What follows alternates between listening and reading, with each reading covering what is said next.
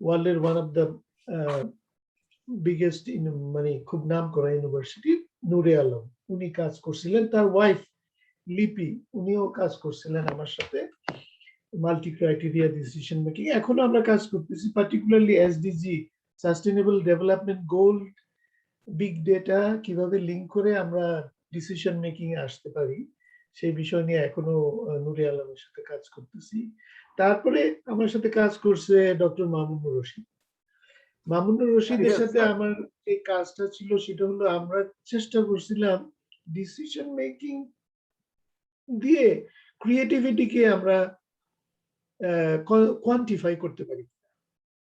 একটা ধরে নিলাম আমি ক্রিয়েটিভ, কিন্তু এটাকে একটা নাম্বার দিয়ে প্রকাশ করা, এটার জন্য আমার একটা থিওরি ছিল। সেই থিওরির উপরে ডক্টর মামুনুর রশিদ উনি একটু কাজ করছেন, করে ওটা প্রোডাক্ট ডেভেলপমেন্টে কিভাবে ইউজ করা যায়, প্রোডাক্ট ডেভেলপমেন্টের ডিসিশন মেকিং এ কিভাবে ইউজ করা যায় সেটার উপর কাজ করছেন। এবং ওনার লাস্ট কাজটা আজকে আপনাদেরকে পেপারটা আমি একটু দেখাবো।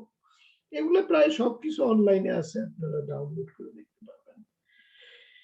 এখন আমরা ডিসিশন মেকিং যেটা করতেছি 3D প্রিন্টিং দিয়ে যখন আমরা প্রোডাক্ট বানাই তখন আমাকে খুব ফাস্ট রেসপন্স করতে হয়। এতদিন পর্যন্ত আমরা যেটা জানি যে ম্যাস প্রোডাকশনে যাইতে হবে, তাই ম্যাস প্রোডাকশনে গেলে সাধারণত আমরা কাস্টমার নিডসটা মোটামুটি একটু জানি বা কাস্টমার সেগমেন্টেশন সম্পর্কে আমাদের আইডিয়া থাকে, তার উপর বেসিস করে আমরা অনেক অনেক প্রোডাক্ট লঞ্চ করি আর কি, অনেকগুলো একসাথে লঞ্চ করি যেখানে মাস কাস্টমাইজেশন দিস এন্ড দ্যাট কাজে লাগে। কিন্তু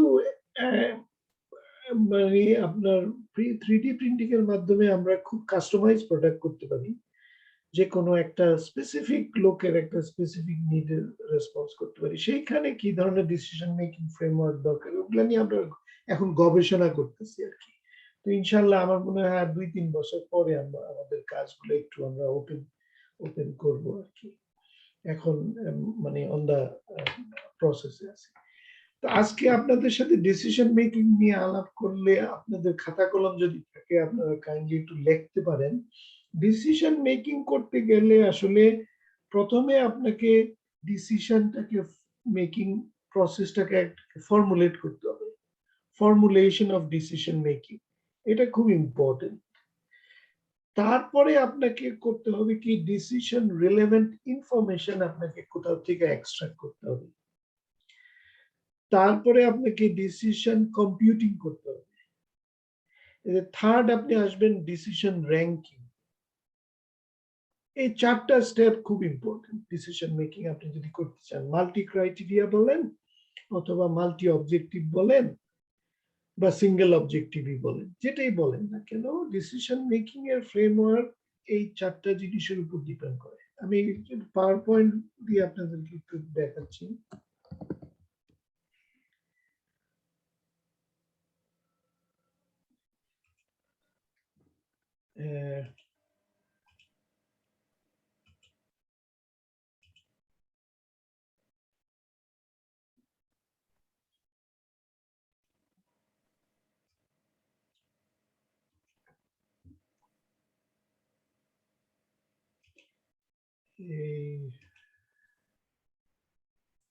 আপনাকে স্যার আমার এই ইয়েটা কি স্লাইডটা কি দেখা যাচ্ছে? যাচ্ছে স্যার।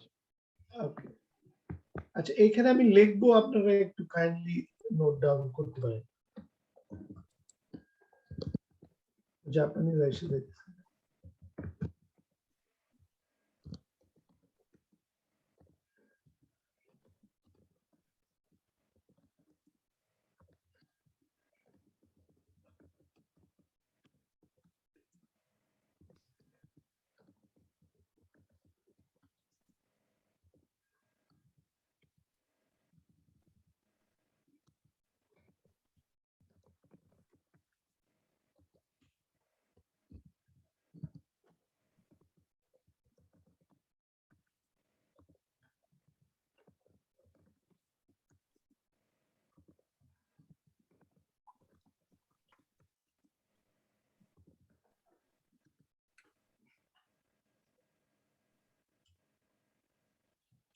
এটা দেখা যাচ্ছে ভাই, আপনারা দেখতে পাচ্ছেন? স্যার দেখা যাচ্ছে স্যার।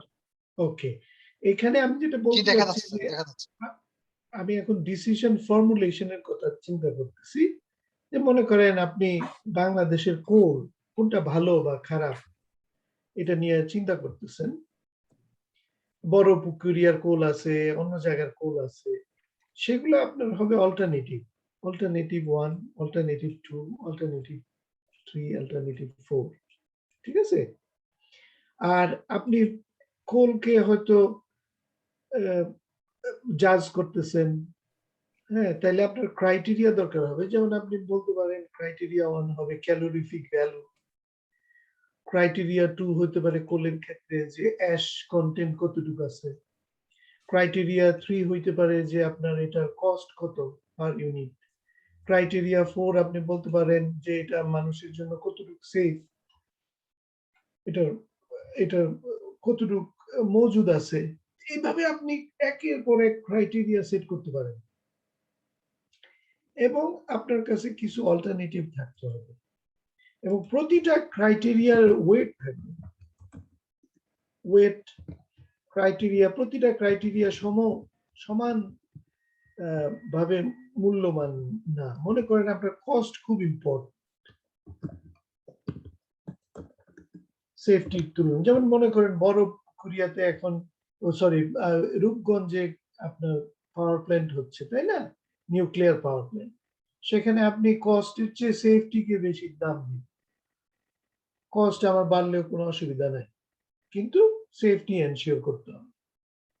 সেই ওয়েটটা আপনার থাকতে হবে প্রতিটা ক্রাইটেরিয়ার এগেইনস্টে।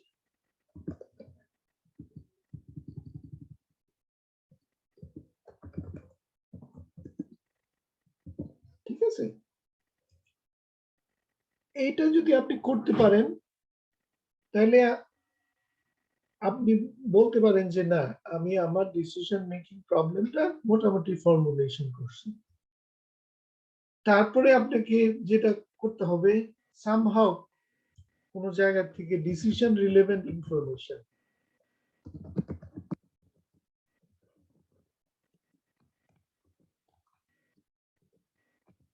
এই জিনিসটা আপনাকে সামহাউ কোথা থেকে কালেক্ট করতে হবে। ঠিক আছে?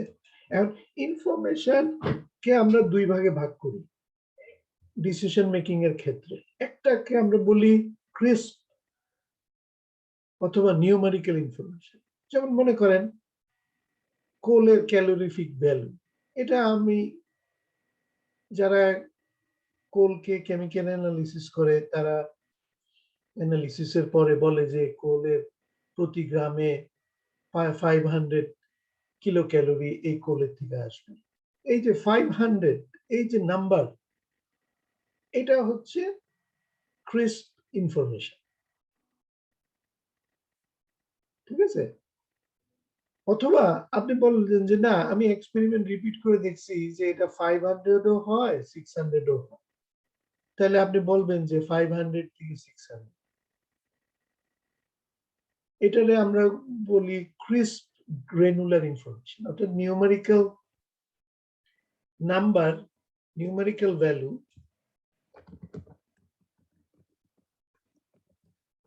সে 10, নিউমেরিক্যাল রেঞ্জ সে 10 থেকে 20 পর্যন্ত, এরকম। এটারে আমরা বলি,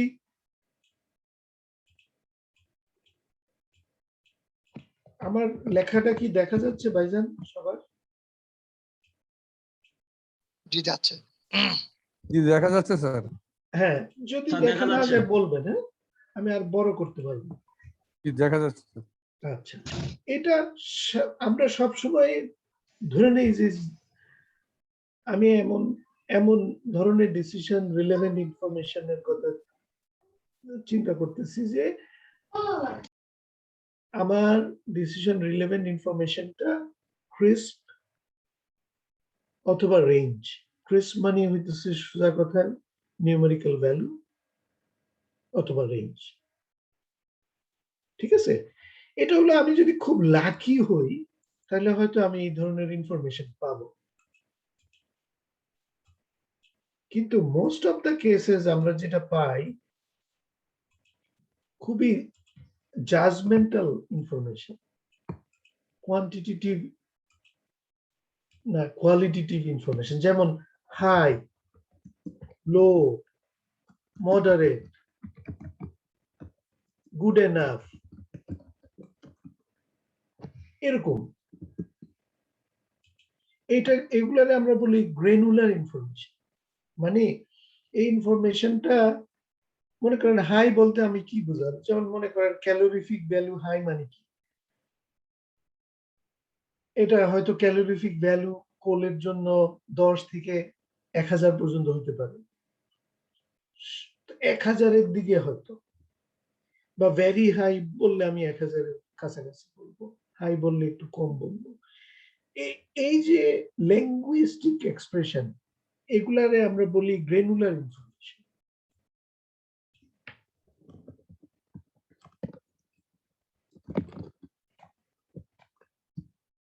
এখন গ্রেনুলার ইনফরমেশন যদি থাকে,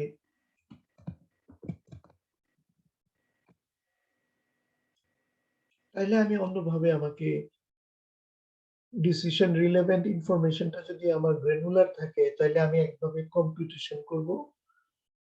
আমার যদি ডিসিশন রিলেভেন্ট ইনফরমেশনটা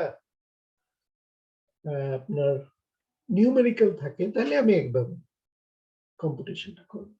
তাহলে আমি যেটা বলতে চাচ্ছিলাম আপনাদেরকে, যে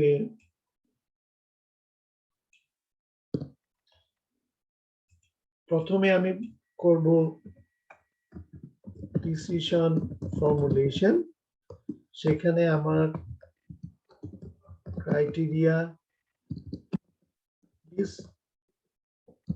তারপরে weights or importance,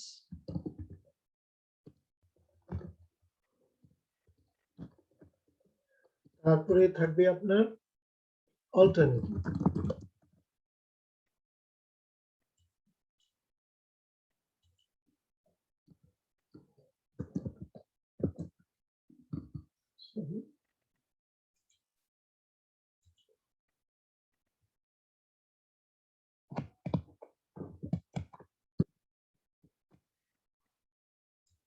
ঠিক আছে, এটাকে আমি বলতে পারি ডিসিশন ফর্মুলেশন। অর্থাৎ আমি যদি ক্লেম করি যে ভাই আমার ডিসিশন ফর্মুলেশন ইজ কমপ্লিটেড, তাহলে আমার হাতে সবগুলো ক্রাইটেরিয়া থাকতে হবে, প্রতিটা ক্রাইটেরিয়া কি ইম্পর্টেন্স দিব সেই ইম্পর্টেন্সটা থাকতে হবে, তারপরে আমার অল্টারনেটিভের লিস্টটা থাকতে হবে, তারপরে আসবে ডিসিশন রিলেভেন্ট ইনফরমেশন।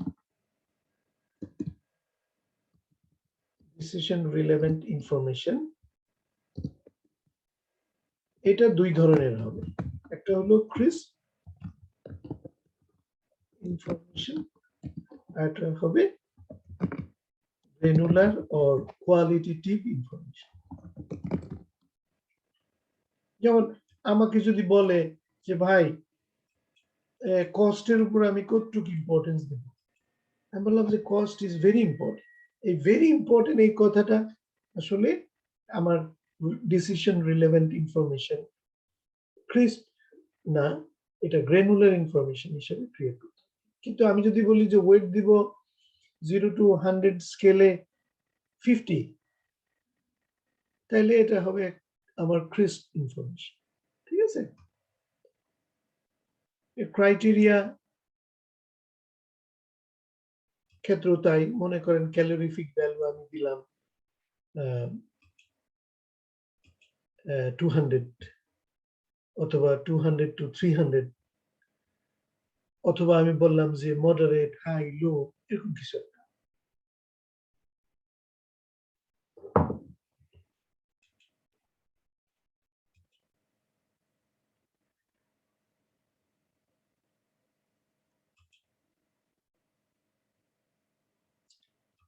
আচ্ছা, তারপরে আপনার আসবে ডিসিশন কম্পুটেশন।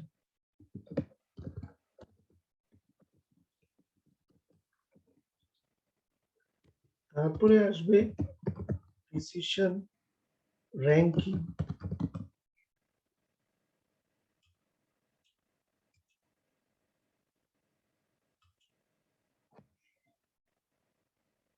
ঠিক আছে, তাহলে আপনাদের কাছে আমি ফ্লোরটা ছেড়ে দিচ্ছি, আপনারা এখন আমাকে কোশ্চেন করেন। Decision formulation, decision relevant information,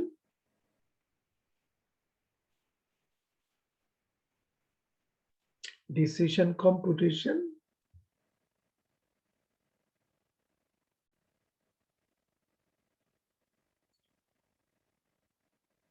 তারপরে আছে আপনার ডিসিশন র্যাঙ্কিং। এই চারটা জিনিস আমাদেরকে মাথায় রাখতে হবে, তাহলে আমি ডিসিশন মেকিং একটা সিস্টেম তৈরি করতে পারবো, অথবা একটা ডিসিশন মেকিং প্রসেসকে এক্সিকিউট করতে পারবো।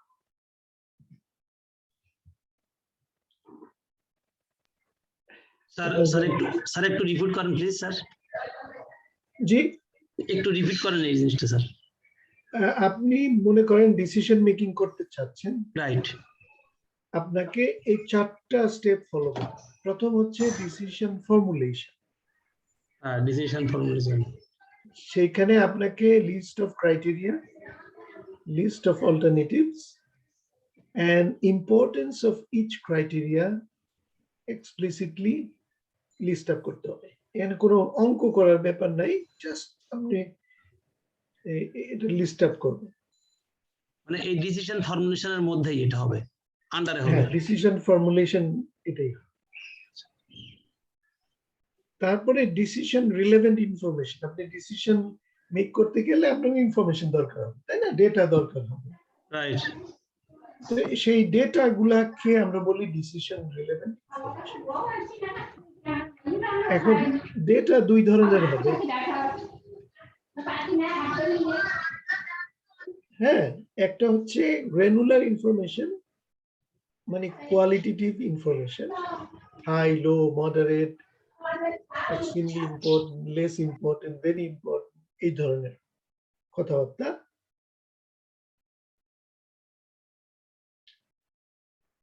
আরেকটা হবে আপনার নিউমেরিক্যাল ভ্যালু, 10, 20, 30, 40, 100, অথবা রেঞ্জ 100 থেকে 200, 200 থেকে 300 ইত্যাদি।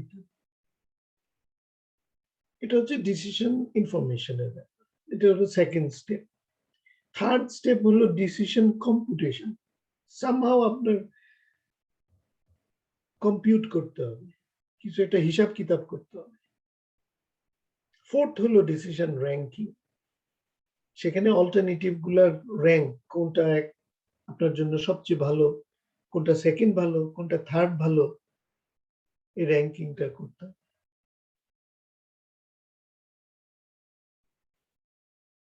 ঠিক আছে সুকুমার মন্ডল? হ্যালো,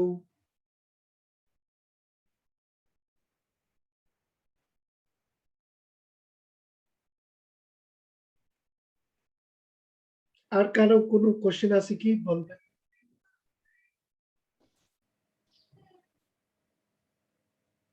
আর কারো কোনো কি কোশ্চেন আছে প্লিজ? কোনো ভয়ের বা লজ্জার কোনো কারণ নাই, কারণ এগুলা আপনারা বইতে কোথাও পাবেন না। স্যার এটা তো আপনাদের মতো প্রতিষ্ঠিত লব্ধ মানুষের জ্ঞানের এইটাই হলো স্যার বই প্রকাশ, তৈরি করা জিনিস। যাই হোক, আমরা Right, sir. পড়াশোনা করতেছি আর কি, ছাত্র। হ্যাঁ, আমিও স্যার এই পিএইচডি করার জন্য স্যার আমি বাইরে অ্যাপ্লিকেশনটা করছি স্যার, এই আইএলটিএস করলাম তো। হ্যাঁ, এটা আর কি। আচ্ছা, আর কারো কোনো এই পর্যায়ে কোনো কোশ্চেন আছে কিনা? স্যার নওয়াজ শরীফ স্যার একটা কথা প্রায় বলতেন লেকচারে, ডিসিশন মেকিং মাস্ট বি কোয়ান্টিফাইড। এটা ওনার একটা হ্যাঁ, এখন ডিসিশন মেকিং মাস্ট বি কোয়ান্টিফাইড মানে হতেছে এই চারটা আমাকে এই চারটা প্রসেস ফলো করতে হবে, তাইলেই আমি ডিসিশন মেকিং কোয়ান্টিফাই করতে পারবো।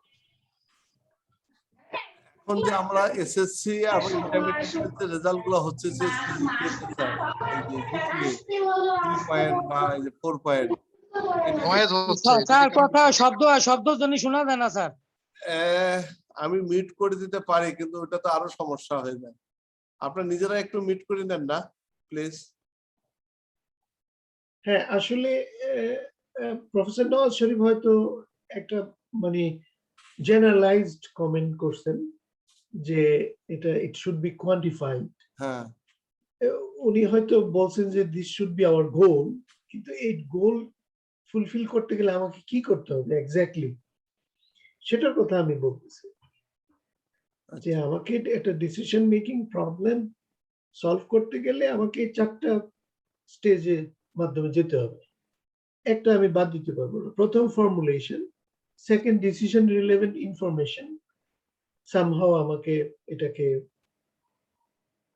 খুঁজে বের করতে হবে। থার্ড হচ্ছে ডিসিশন কম্পুটেশন, এটা আমি আসতেছি একটু পরে আপনাদের বোঝাচ্ছি। ফোর্থ হতেছে আমার ডিসিশন র্যাঙ্কিং, যেখানে কোয়ান্টিফিকেশনটা মানে আসবে যে কোনটা আমার জন্য সবচেয়ে ভালো, কোনটা আমার জন্য সবচেয়ে খারাপ। ঠিক আছে? জি স্যার। তো ডিসিশন কম্পুটেশন, আমি যেহেতু বলছি যে ডিসিশন রিলেভেন্ট ইনফরমেশন দুই ধরনের আছে, একটা হলো ক্রিস্প নাম্বার অথবা রেঞ্জ, একটা হচ্ছে কোয়ান্টিটেটিভ ইনফরমেশন, যেমন high, low, moderate, good, bad, acceptable, unacceptable, risky, less risky, এই ধরনের সাবজেক্টিভ ইনফরমেশন। এটাকেও আমাকে কম্পিউট করতে হবে, কোনো উপায় নেই। সামহাও এটাকে আমাকে কোয়ান্টিফাই করতে হবে, সেটা কোনো উপায় নাই, সেটা ভিন্ন কথা। কিন্তু আমার ডিসিশন রিলেভেন্ট ইনফরমেশন আমি যদি বলি, সব সময় যে আমার নিউমেরিক্যাল ডেটা বা নিউমেরিক্যাল রেঞ্জ আসবে এমন কোনো কথা নেই। বাস্তব প্রবলেম আমরা সলভ করতে গিয়ে দেখছি মোস্ট অফ দ্য কেসে আমার মিক্সচার আসে। কোনো ক্রাইটেরিয়ার এগেইনস্টে আমি হয়তো নিউমেরিক্যাল ডেটা হয়তো পাবো, এক্সপেরিমেন্টাল ডেটা হয়তো পাবো, বা আমি এক্সপেরিমেন্টাল ডেটা এখান থেকে সেখান থেকে আমি ম্যানেজ করতে পারবো। কিন্তু মোস্ট অফ দ্য কেসেসে দেখা যাবে যে আমার কোনো ডেটা নাই, আমার জাজমেন্ট আমাকে অ্যাপ্লাই করতে হবে। তখন আমি অ্যাজ এ হিউম্যান বিইং আমি আসলে একটা লিঙ্গুইস্টিক এক্সপ্রেশন দিয়ে জিনিসটাকে বোঝানোর চেষ্টা করি আমরা। হ্যাঁ? তো দুইটাই, যেটাই থাকুক, নিউমেরিক্যাল থাকুক অথবা ওয়ার্ড থাকুক, হাই, লো, মডারেট, আমাকে সামহাউ ডিসিশন কম্পুটেশন মানে হলো আমাকে নিউমেরিক্যাল ডেটা নিয়েই কাজ করতে হবে, আমার ইনপুট যাই থাকুক। তার মানে আমার অনেক সময় লিঙ্গুইস্টিক এক্সপ্রেশনকে নাম্বারে পরিবর্তন করে তারপরে আমাকে কাজ করতে হবে। সেটার জন্য আমাদের টেকনিক আছে। সেই টেকনিক সম্পর্কে বলাটা এই মুহূর্তে আমার মনে হয় শোভনীয় হবে না। আগে আমরা পুরা জিনিসটা একটু বোঝার চেষ্টা করি, তারপরে আমরা চিন্তা করে দেখতে পারি।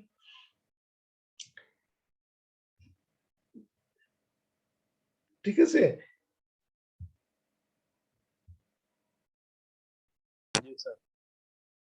any question, any other question? আমি পরে যাওয়ার আগে আপনাদের কনফার্মেশন চাচ্ছি যে আপনারা জিনিসটা গ্রাস্প করতে পারছেন।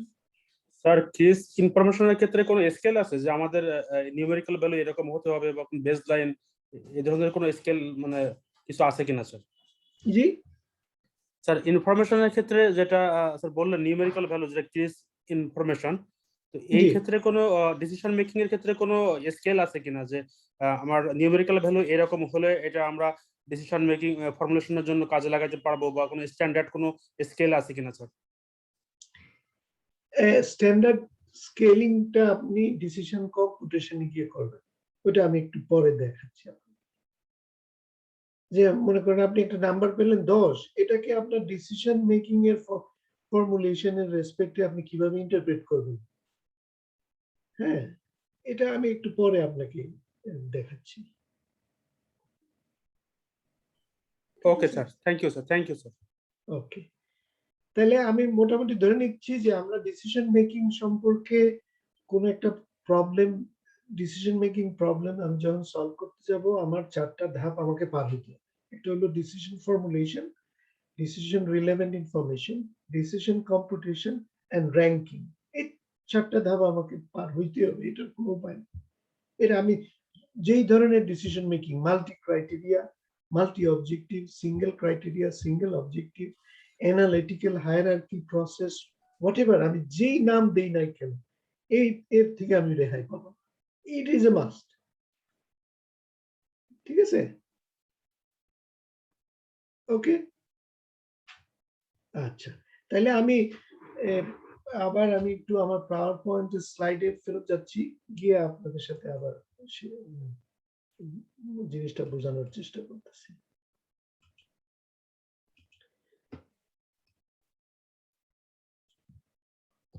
এখন আমি আপনাদেরকে বোঝানোর চেষ্টা করতেছি ডিসিশন কম্পিটিশন।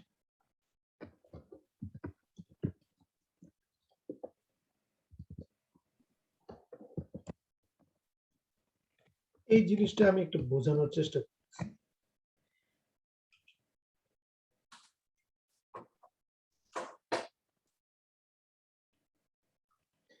যেমন একটা সিম্পল উদাহরণ দিই, মনে করেন আপনার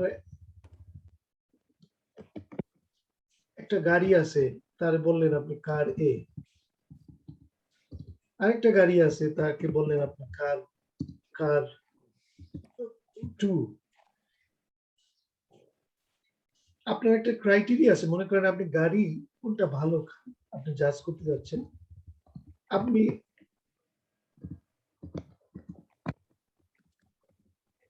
একটা ক্রাইটেরিয়া সেট করলেন, সেই ক্রাইটেরিয়াটা হলো CO2 এমিশন। একটা গাড়ি কতটুকু CO2 এমিট করে, এবং আপনি বললেন যে এই 0 to 100 স্কেলে 0 to 100 স্কেলে CO2 এমিশন খুবই ইম্পর্টেন্ট। তার মানে আপনি ইম্পর্টেন্স দিলেন 90, ওয়েট আপনি দিলেন 90। হ্যাঁ, আপনি 100 পর্যন্ত ওয়েট দিতে পারেন। 100 মানে সবচেয়ে বেশি ইম্পর্টেন্ট, 0 মানে নট এট অল ইম্পর্টেন্ট। সেই স্কেলে আপনি চিন্তা করে আপনি CO2 এমিশন এর ক্ষেত্রে আপনি ওয়েট দিলেন 90। ঠিক আছে, এটা আপনার ডিসিশন ফর্মুলেশন, এখানে কেউ বাধা দিতে পারবে না। যেটা আপনি করতে পারেন, আপনি মাল্টি গ্রুপ ডিসিশন মেকিং এ যেটা হয়, আপনি CO2 এমিশন, আচ্ছা আমি নতুন গাড়ির আমি কি বলবো, এই কোনটা কতটুকু ভালো অথবা কোনটা এনভায়রনমেন্টাল ফ্রেন্ডলি, এই গাড়ির আমি একটা র্যাঙ্কিং করতে চাচ্ছি। আমার একটা ক্রাইটেরিয়া অবভিয়াসলি CO2 এমিশন হবে। তো এই ক্রাইটেরিয়াটা কি ইম্পর্টেন্ট কিনা, ভেরি ইম্পর্টেন্ট কিনা, এটা আপনি মনে করেন একটা ডিসিশন মেকিং টিমে 10 জন আছে, 10 জনকে জিজ্ঞেস করতে পারেন, যে বললেন যে ভাই তুমি বলো তো 100 থেকে 0 to 100 এর ভিতরে আমি ওয়েট কত দিব। আপনি স্পেসিফাই করে বললেন যে তুমি যে কোনো নাম্বার বসাইতে পারবে না, এই 190, 80 ইত্যাদি ইত্যাদি নাম্বার তুমি বসাতে পারবা। এভাবে আপনি তাকে ওয়েট সম্পর্কে ইনফরমেশনটা স্ট্রিক্টলি ক্রিস্প ইনফরমেশনের ভিতরে আটকে দিতে পারেন। আমি কথাটা বুঝাইতে পারছি? অথবা আপনি বলতে পারেন যে ঠিক আছে ভাই, তোমার 0 to 100 এ স্কেলের মধ্যে তোমার যদি অসুবিধা হয়, তুমি very low, very important, less important এই ধরনের শব্দ দিয়ে তোমার ইম্পর্টেন্সটা প্রকাশ করতে পারেন। তখন আপনি গ্রানুলার ইনফরমেশন দিয়ে ওয়েটটা আপনি জাজ করার চিন্তা ভাবনা করতেছেন, এরকম ব্যাপারটা দাঁড়াবে। হ্যাঁ, এখন আমি ধরে নিচ্ছি যে না, ওই ভদ্রলোক ওয়েট 90 এটা ফিক্স করার ক্ষমতা রাখে, অর্থাৎ তার সেই ইন্টেলেকচুয়াল এবিলিটি আছে, সে বললো যে 90 ইজ গুড। এখন ডিসিশন রিলেভেন্ট ইনফরমেশন, মনে করেন পাস্ট ডেটা আপনি দেখলেন, কার 1 কে আপনি টেস্ট করলেন কোন একটা স্পেসিফিক স্ট্যান্ডার্ডাইজ কোন টেস্টের মাধ্যমে, তখন আপনি দেখলেন ওর CO2 এমিশন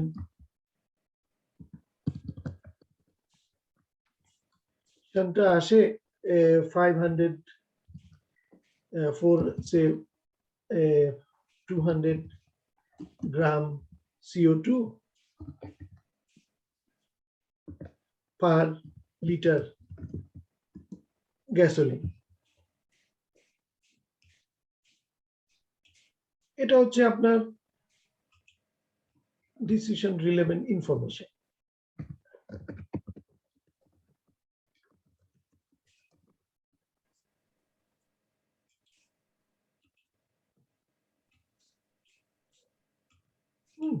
এটা হচ্ছে আপনার ডিসিশন রিলেভেন্ট ইনফরমেশন। আপনি কোথাও একটা ডেটাবেসে এটা খুঁজে পাইছেন, অথবা আপনি বললেন যে না আমাদের BIST যেভাবে স্ট্যান্ডার্ডাইজ করে দিয়েছে সেভাবে আমার গাড়ির CO2 এমিশনের টেস্ট করতে হবে, এবং টেস্ট করলে কত রেজাল্ট আসলো সেটা আমার একটা ডকুমেন্টেশনে থাকতে হবে, সেই ডকুমেন্টেশনে পাবলিকলি অ্যাভেলেবল করে দিব যাতে ডিসিশন মেকিং এ সবার কাজে লাগে। তো সেই জায়গাতে আপনি BIST এর ওয়েবসাইট অথবা তাদের ডেটাবেস থেকে আপনি এটা পেলেন।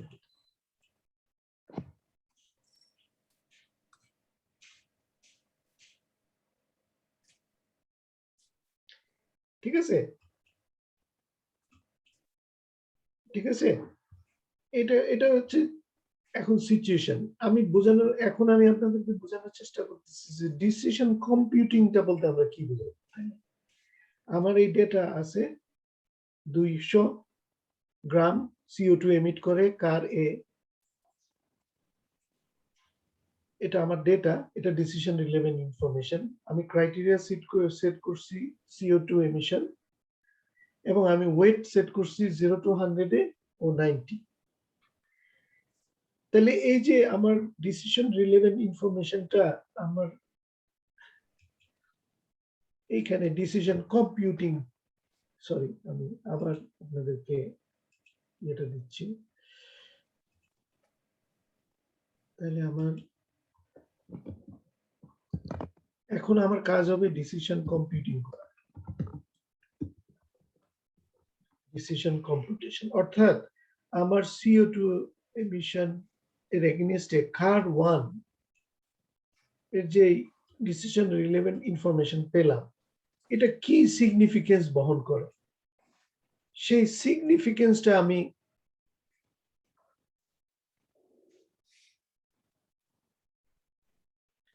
আমাকে এখন চিন্তা করতে হবে। ঠিক আছে, আমি যদি ওই সিগনিফিকেন্সটা চিন্তা করে একটা নাম্বার এখানে প্রডিউস করতে পারি, তাহলে আমার ডিসিশন কম্পিউটেশন জিনিসটা হবে, সোজা বাংলায় যদি আমি বলি। এখন আপনাদের কাছে আমার প্রশ্ন, আপনারা হলে কি করেন?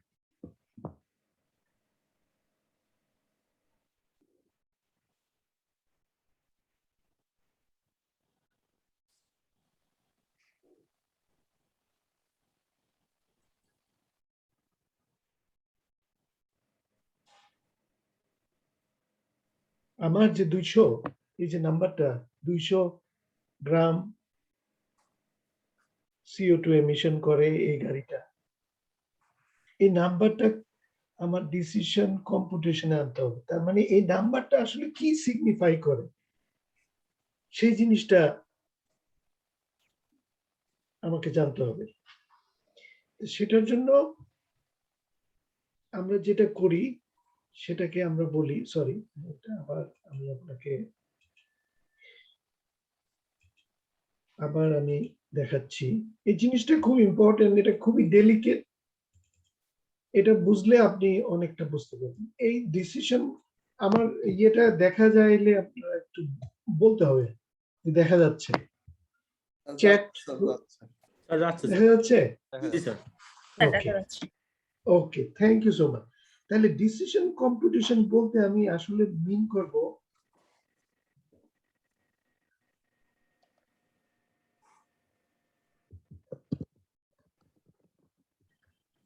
কমপ্লায়েন্স,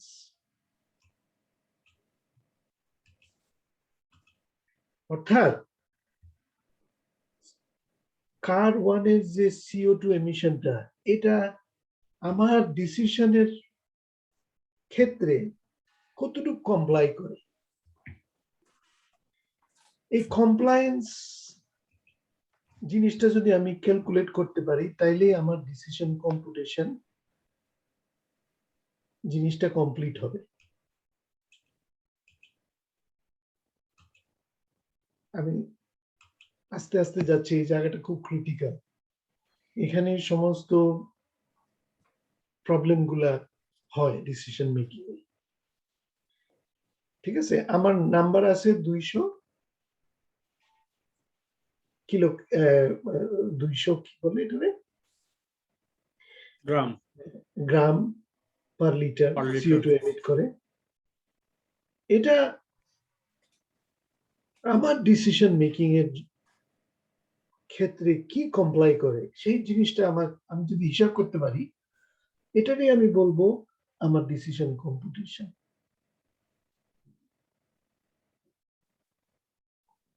তাহলে আমি যদি কমপ্লাই করতে চাই, তাহলে আমার কি লাগবে? আমার একটা ডিজায়ারেবল স্টেট লাগবে। আমি কোনটা ডিজায়ার করতেছি? আমি কি CO2 এমিশন হাই হইলে ভালো নাকি লো হইলে ভালো? আপনাদের কি মত? লো হলে ভালো। লো হইলে ভালো, তাই না? এখনকার আমরা সাস্টেনেবল ডেভেলপমেন্টের গোলের জন্য আমরা কি করি? আমি চাই যে CO2 emission, green house gas আমি কমাবো, ঠিক আছে না? তাইলে এই যে 200 যে নাম্বারটা, সে কি লোর সাথে কমপ্লাই করতেছে? যদি কমপ্লাই করে, কতটুক করবে? অথবা আমার যদি, আমি মনে করলাম যে আমি CO2 বাড়াইতে চাই, যেমন সাইবেরিয়ার লোকজন CO2 বাড়াইতে চায়, কারণ ওদের বরফ গললে ওদের সুবিধা, ওরা কৃষি কাজ করতে পারবে, ওরা। তো আমরা বাংলাদেশের জন্য আমরা বলবো যে আমার CO2 বাড়লে আমার গরম লাগবে ডিসেম্বরে, কিন্তু সাইবেরিয়ার লোকজন বলবে যে আমার বরফ গললেই ভালো, আমার CO2, ঠিক আছে না? এইখানেই আপনার পার্সোনাল চয়েসটা বা অ্যাজ এ ডিসিশন মেকারের আপনার ট্রিকটা এইখানে চলে আসে, ঠিক আছে? এইখানে আপনি যেটা সেট করবেন, তার এগেইনস্টে আপনার কমপ্লায়েন্সটা হিসাব করতে হবে। আমার কথাটা বুঝাইতে পারছি? আচ্ছা, তাহলে আমি আরেকটু আরেকবার একটু আমার পাওয়ার পয়েন্ট স্লাইডে আসি।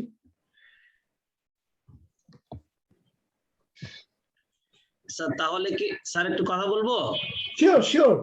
স্যার তাহলে কি বিষয়টা কি এটাই প্রমাণ করে না যে ডিসিশন আসলে এটা আপেক্ষিক, মানে যেখানে যে এরিয়া, পৃথিবীর যেখানে যে অবস্থানে যে অবস্থায় ডিসিশন নেওয়া হোক না কেন, সেটা সেখানকার সিচুয়েশন অনুসারে নিতে হয়। এক্স্যাক্টলি। এই জন্যই তো ডিসিশন ফর্মুলেশন, ডিসিশন কম্পিউটেশন, এটা আলাদা আলাদা আপনাকে দেখতে হবে। আদারওয়াইজ আপনার পার্সোনাল ইন্টারফারেন্স বা আপনি কতটুক কি বলবে অবজেক্টিভলি জিনিসটা দেখতেছেন বা কতটুকু অবজেক্টিভলি জিনিসটা দেখতেছেন না, এই জিনিসটা আমি আপনার পুরা এই 4টা স্টেপের মধ্যে আমি খুঁজে পাবো।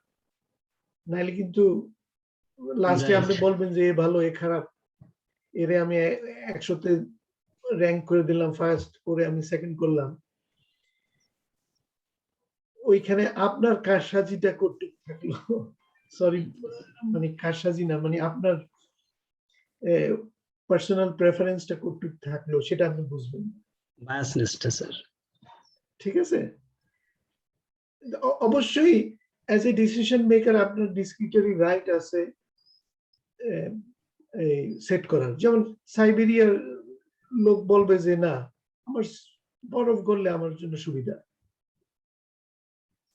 তার জন্য এটা ফেয়ার। রাইট। বাংলাদেশের জন্য বা পৃথিবীর অন্য কোনো দেশের জন্য এটা আনফেয়ার হতে পারে। রাইট।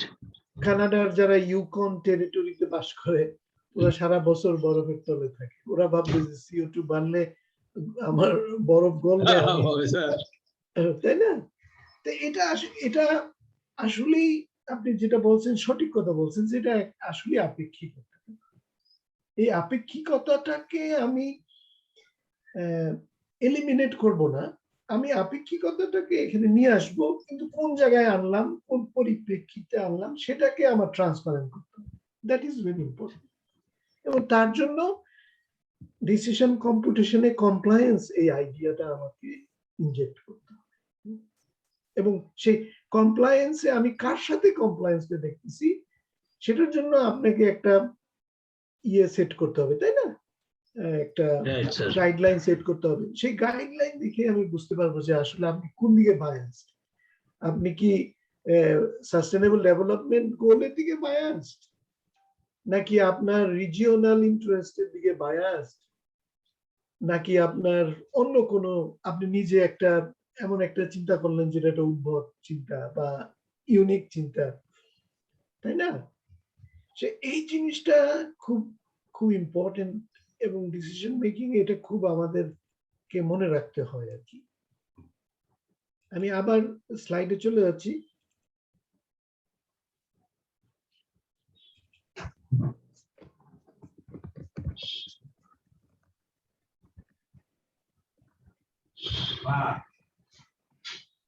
এই লাল কালি দিয়ে লেখা,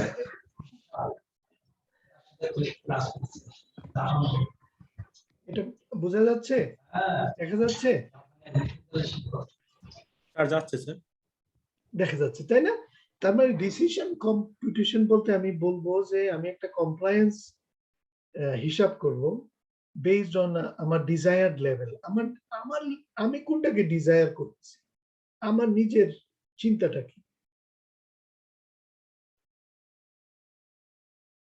ঠিক আছে?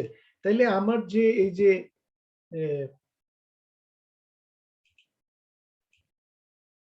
আমার যে এই যে 200 গ্রাম,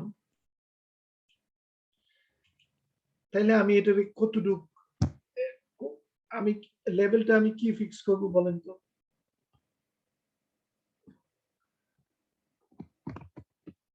CO2 emission must be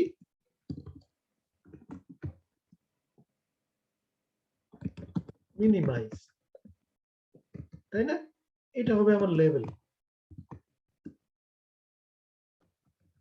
এটা হচ্ছে আমার ডিজায়ার্ড লেভেল।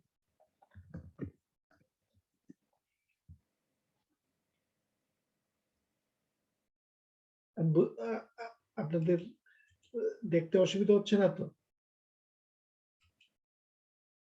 জি না স্যার। ওকে, তাইলে এখন কম্পিউটেশনের ব্যাপারটা একটু খোলাসা করি।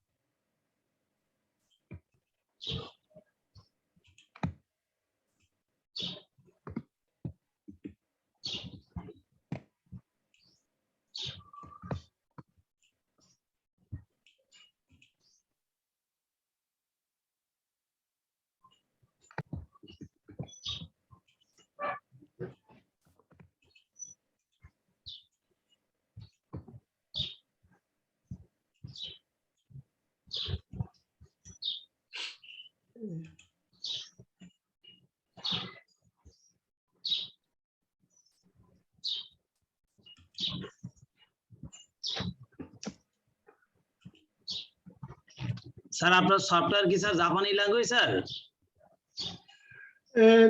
আমি তো জাপানিজ ভাই, আমার সব জিনিস জাপানিজ।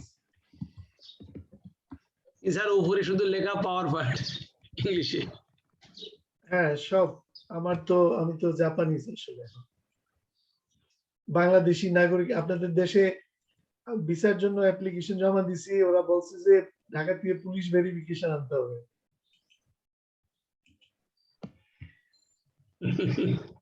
আমার নিজের দেশে আসতে এখন আমার পুলিশ ভেরিফিকেশন, এন্ড পুলিশ ভেরিফিকেশনের জন্য অনলাইনে অ্যাপ্লিকেশন জমা দিছে, ওরা বলছে যে আপনার 500 টাকা জমা দিতে হবে ঢাকায়।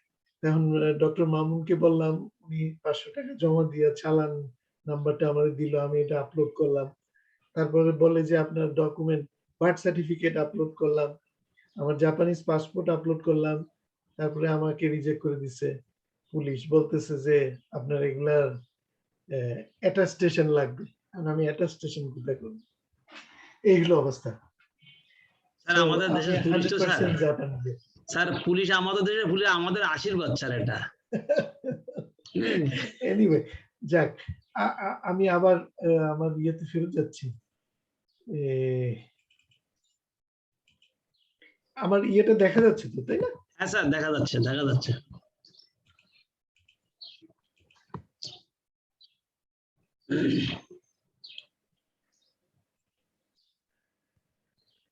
এই তো আমি কি দেখাবো,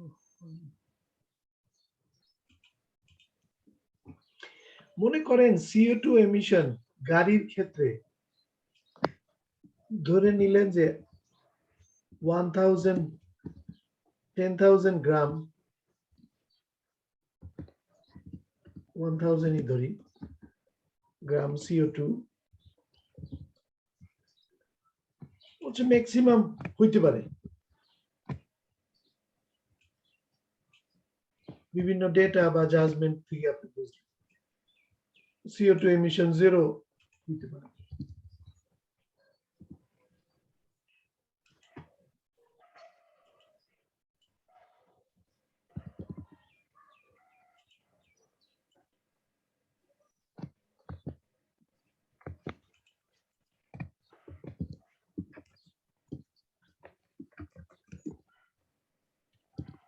স্যার স্যার একটা গাড়ি দিয়ে 1000 গ্রাম, স্যার এটা কি এক মাসে হয় না স্যার? না কত, মানে কত কিলোমিটার চললে কত এত গ্রাম হয়, এরকম কোন ধরনের মেজারমেন্টে স্যার মেজার করে? জি জি, আমি আসতেছি, আপনার কোশ্চেনটা আমি বুঝতে পারছি, আপনি ইউনিট সম্পর্কে জানতে চাচ্ছেন। Oh, very low, low, moderate, right?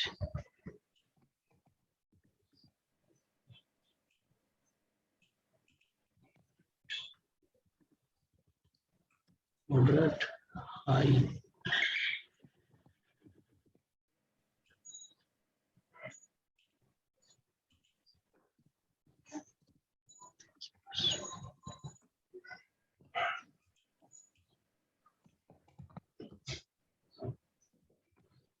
Usually যেটা হয়,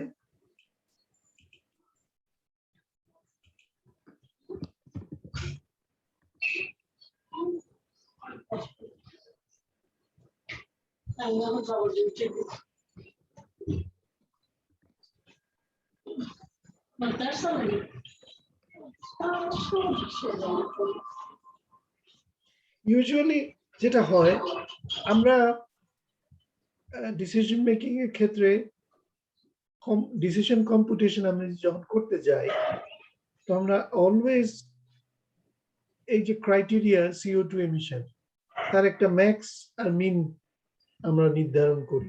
সামহাউ জাজমেন্টাল হোক, ডিসকাশনের মাধ্যমে হোক, বা বিভিন্ন ধরনের ওপিনিয়ন হোক, তাই না, যে গাড়ির CO2 এমিশন এত বেশি হতে পারে। ঠিক আছে, Right. তাইলে আমার 200 আমার ছিল, তাই না? Right. তাহলে আমি এখানে 200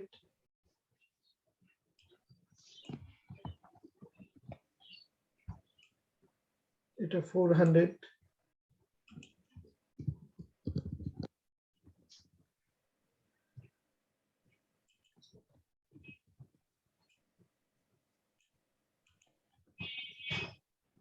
$600, 600, then 800.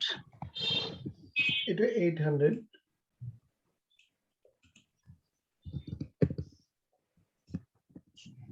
লাস্টে আমার এখানে কোথাও 1000 এটা আছে, দাঁড়ান আমি এটা শিফট করে নিই। এখানে কোথাও হয়তো আছে।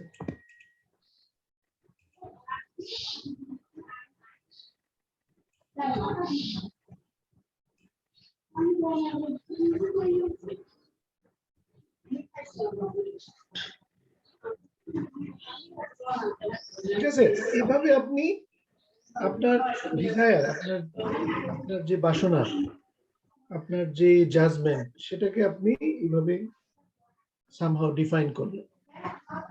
এখন আপনি দেখবেন যে আপনার 200 কোথায় আছে। এটা ভেরি লোর দিকে আছে না? তাইলে আপনি 200 কি পেনাল্টি দিবেন না রিওয়ার্ড দিবেন? রিওয়ার্ড দেব। তাই না? আপনি রিওয়ার্ড দিবেন। মনে করেন আপনি রিওয়ার্ডটা দিতেছেন 0 to 100 এই স্কেলে, তাহলে আপনি 200, আপনার যদি 0 হয় তাহলে আপনি রিওয়ার্ড দিবেন 100%। কিন্তু সে আস্তে আস্তে সরে আসতেছে, তাই না? তাইলে আপনি হয়তো 100 এ 100 মার্কস দিবেন না, তাহলে 80 মার্কস দিবেন। ঠিক আছে না? আরেকজন বলতে পারেন না না তুমি 80 দিলা কেন, এটা তো 70 হওয়ার কথা। আরেকজন বলতে পারেন না না না এটা একটু 80 কম হয়ে যেতেছে, এটা 90 হওয়ার কথা। অফকোর্স আপনি গ্রুপ ডিসিশন মেকিং এ সবার অপিনিয়ন নিতে পারেন, তার থেকে এভারেজ নিয়ে করতে পারেন, হোয়াটএভার। এটা কোনো ভুল কিছু নাই। হ্যাঁ, তো একটা ইন্টেলিজেন্ট ওয়ে হইতেছে, দেখাচ্ছি আবার, আপনি কমপ্লায়েন্সটা হিসাব করবেন এইভাবে। এটা লাইন টানবেন, লাইনটা একটু আমি অন্য কালার দিয়ে দিচ্ছি যাতে আপনার বুঝতে সুবিধা হবে।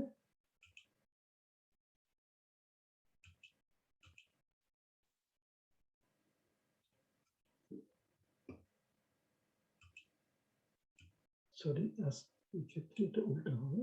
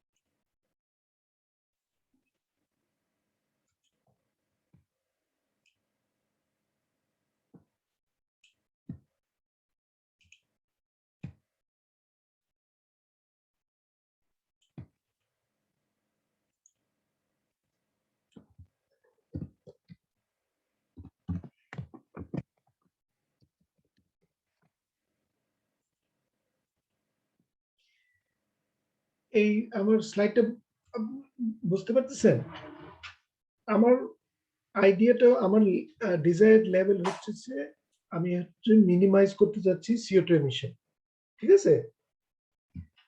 আমার যে চিন্তা, এই চিন্তাটা আমি এই রেড লাইন দিয়ে রিপ্রেজেন্ট করলাম। এই রেড লাইনটা শুরু হচ্ছে 0 থেকে, এবং যখন 0 তাকে আমি একটা ভ্যালু দিলাম 1, এটা 100 হইতে পারে, 200 হইতে পারে, ডাজন্ট ম্যাটার। আর যখন এটা এই প্রান্তে আসলো তার আমি ভ্যালুটা করে দিলাম 0। তাহলে এই যে লাইনটা, এই লাইনটাই আপনাকে আপনার minimisation of CO2 emission represent করে।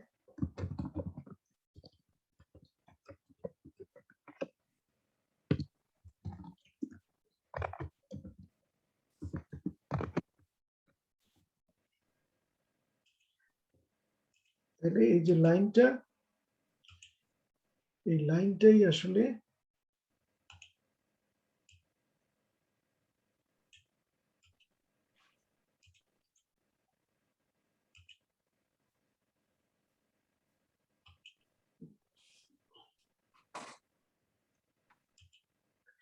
এই লাইনটা আপনি দেখতেছেন যে এই লাইনটা আসলে কিছুই না, একটা ফাংশন, যে ফাংশনটা ইনিশিয়াল 0 CO2 এমিশনের সময় ওর ভ্যালুটা 1, আর 1000 গ্রাম CO2 এমিশনের সময় এর ভ্যালুটা 0। তাহলে এটা আমার desire level minimisation of CO2 emission K represent করতেছে। তাহলে 200 আমার কি হবে? 200 এর রিওয়ার্ড বলেন, পেনাল্টি বলেন, যাই বলেন, অর্থাৎ আমার এই রেড লাইনের সাথে ওর কমপ্লায়েন্সটা হতেছে, আমি 200 উপরে আসবো, হরিজন্টালি আসবো, আমি দেখবো যে ভ্যালুটা কত। মনে করেন এটা 0.87।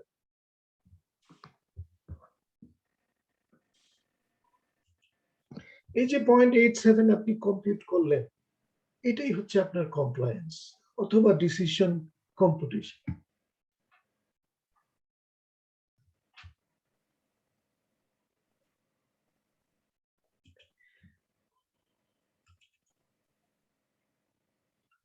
তাহলে আমি যদি আবার এখানে যাই,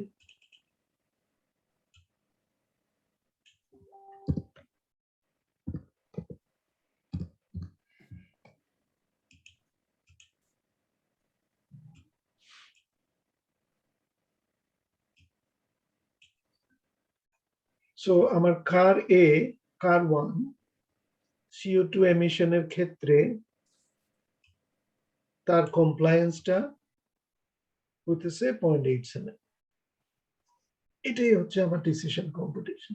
তাহলে দেখেন এখানে কতগুলা কন্ট্রোভার্সি বা কতগুলা লুফল আছে।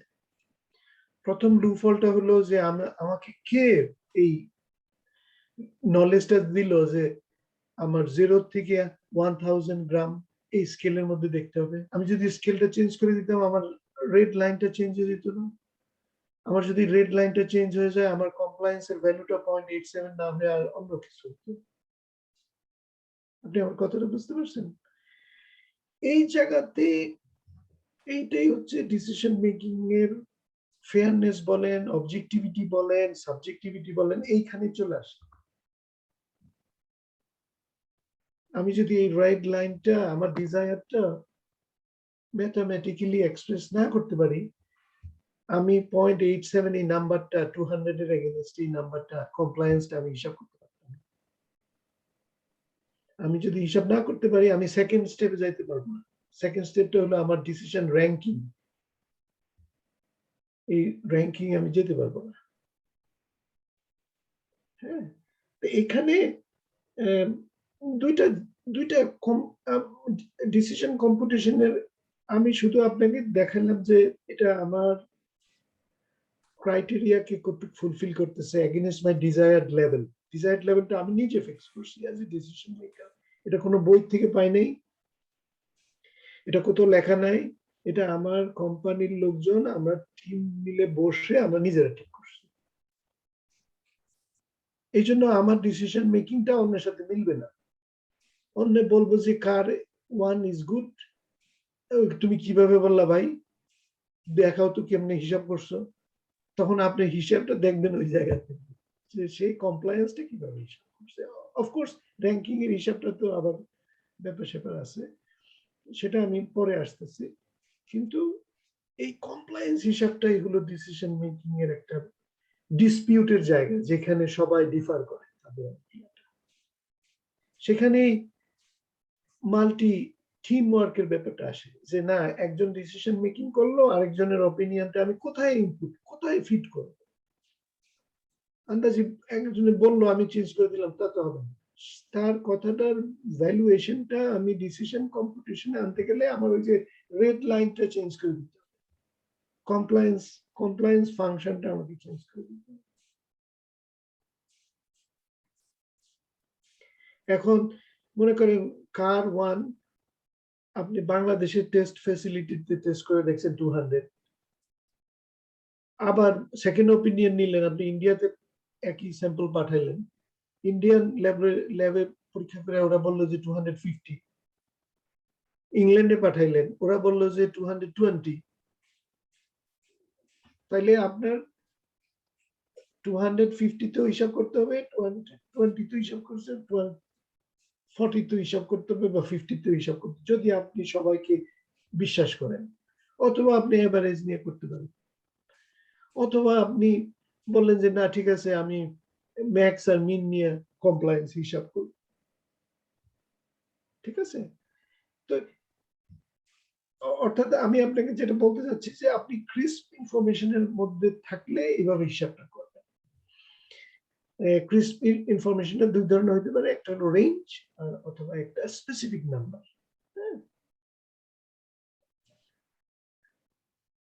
এখানে আপনাদের কোনো কোশ্চেন থাকলে আমি খুবই বাধিত হব উত্তর দিতে।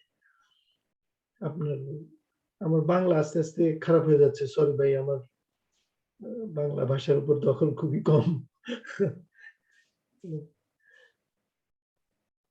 আপনাদের মনে যত ধরনের কোশ্চেন আছে আপনারা বলতে পারেন। স্যার আমার একটা কোশ্চেন ছিল স্যার, বলেন। আপনি মূল টেবিলে স্যার ওয়েট ধরছেন 90, আর হ্যাঁ। আপনি যখন ওই ডিসিশন মেক করছেন তখন স্যার রেঞ্জ ধরছেন 0 to 100, হ্যাঁ, আর ওখানে 87.87 বসাচ্ছেন, মানে কন্ট্রাডিক্টরি হয়ে যাচ্ছে না? আমার ওয়েট আমি এখনো চিন্তা করতেছি না, ওয়েটটা আমি চিন্তা করবো যখন আমার ডিসিশন র্যাঙ্কিং এ আমি যখন যাব। আচ্ছা ঠিক আছে। এটা হচ্ছে আমার ক্রাইটেরিয়াটার কতটুকু ভ্যালুয়েশন আমি এই যে আমি কমপ্লায়েন্সটা হিসাব করলাম 0.87, এটারে আমি কতটুকু ধর্তব্যের মধ্যে আনবো। 0.87 এর সাথে আমি যদি 0 মাল্টিপ্লাই করে দিই, তার মানে আমি এটা ধর্তব্যের মধ্যে আনবো। ঠিক আছে। 0.87 এর সাথে যদি 100 মাল্টিপ্লাই করি, তাহলে আমি এটাকে খুবই ইম্পর্টেন্ট হিসাব ধরে নিলাম। হ্যাঁ, সো আমার একটা ক্রাইটেরিয়ার ওয়েটটা এটা ডিফারেন্ট জিনিস, ওটা আমি এখন হিসাবে আনতেছি। আমার ডিসিশন কম্পিটিশনে আমি শুধু আনতেছি যে আমি যে ডিসিশন রিলেভেন্ট ইনফরমেশনটা আমি এক্সট্রাক্ট করলাম, সেই ইনফরমেশনটা আমার ডিজায়ার্ড লেভেলে কত কমপ্লাই করে।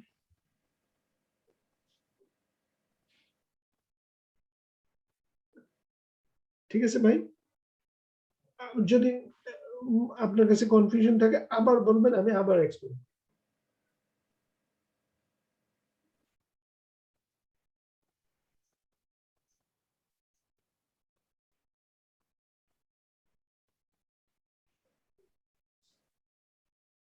হ্যালো।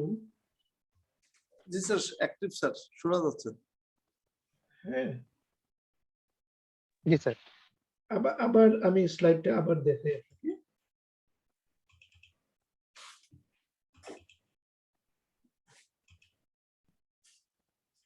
আমার এই যে নাম্বারটা, এটা হচ্ছে আমার কমপ্লায়েন্স।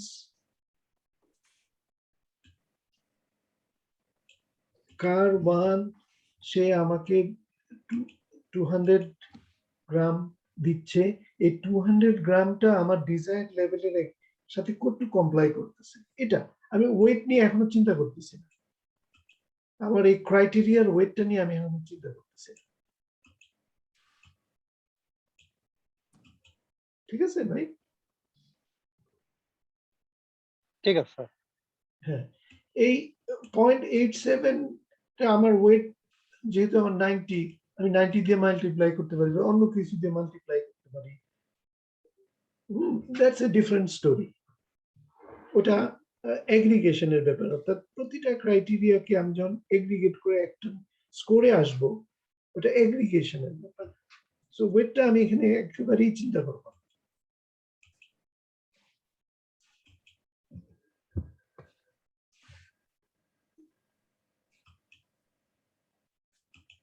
ঠিক আছে, আর অন্য কারো কোনো কোশ্চেন থাকলে বলতে পারেন, কোনো অসুবিধা নেই।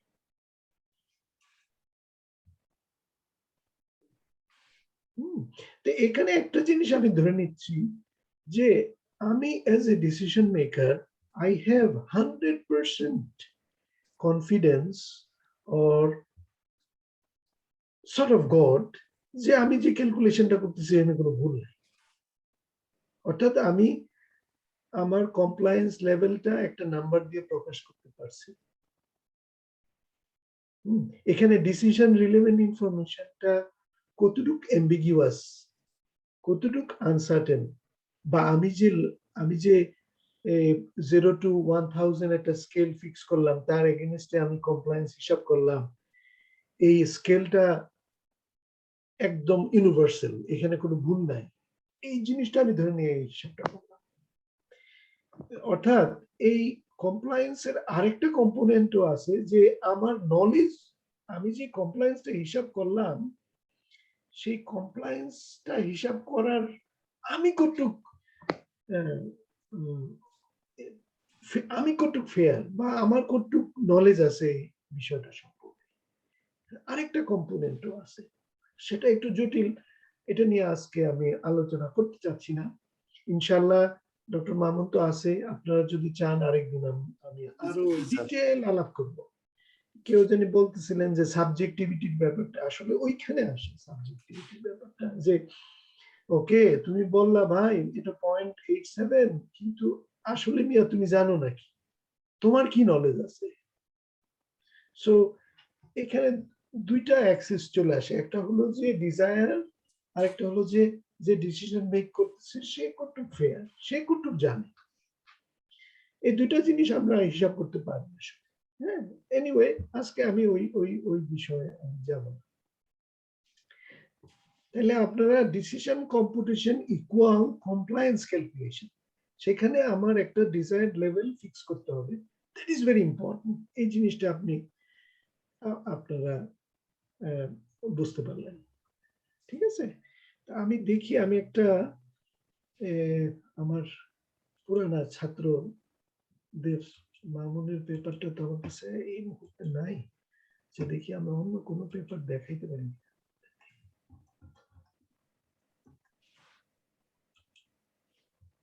বাংলাদেশের রেসপেক্টের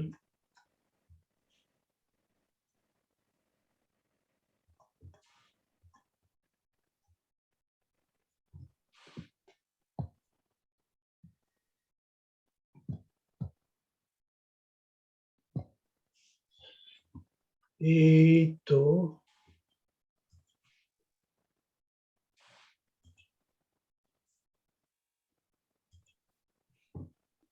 শেয়ার। আচ্ছা, এখন আমি একটা ওয়েবসাইটের একটা পিডিএফ ফাইল দেখাচ্ছি, এটা কি দেখা যাচ্ছে? যাচ্ছে স্যার। জি স্যার, দেখা যাচ্ছে। যাচ্ছে। এখানে আপনারা দেখতেছেন কিছু ব্যাপার, calorific value, sulphur, fixed carbon, volatile matter, moisture, ash content. এই ক্রাইটেরিয়া গুলো আমার দরকার হয় আমি যখন